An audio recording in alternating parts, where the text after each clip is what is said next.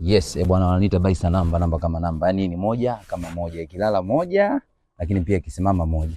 Bwana leo nataka niongee na wakaka wenzangu au namba wenzangu kama mimi. Bwana ukimuita demu siku ya kwanza ghetto, nataka niwape kodi. Demu ukimuita siku ya kwanza ghetto, ndio siku ambayo demu anarealize kwamba unampenda au unataka upige na upite. Kwa hiyo nataka nikwambie kitu kimoja kwamba wadada wengi waga wanaheshimu sana ule mkaka ambaye kamuita ghetto siku ya kwanza, hata kama ni nyumbani au ni ghetto kwako. Kama mlikuwa mmeandaa vitu vya kupika, vyakula nini, apike, ale, mpige story, share ideas, lakini end of the day ukamwacha akaenda. Wewe mwanamke kaa ukijua hapo sasa ndo amekukubalia kimahusiano.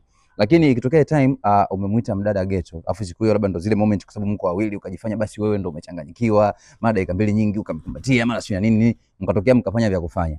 Bwana huyo mwanamke akiondoka hapo anajua kabisa kwamba huyu mkaka hiki ndicho alichokuwa anakitaka. Kwa hiyo hii kodi nawapa wanangu namba kama namba, yani moja kama moja.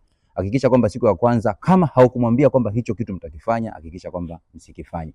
Hapo ndo unakuwa umempata huyo mwanamke, anakuwa mwanamke wako. Kwa hiyo wanawake wengi huwa wanatukubalia, ila kutuelewa ni ile siku ya kwanza ya meeting yenu. Je, ulifanya kitu gani? Hiyo ni kodi nawapa. Utaki umeisikia, unataka umeisikia. Kwenye comment hapo tutakutana kwa maelewano zaidi. Ciao.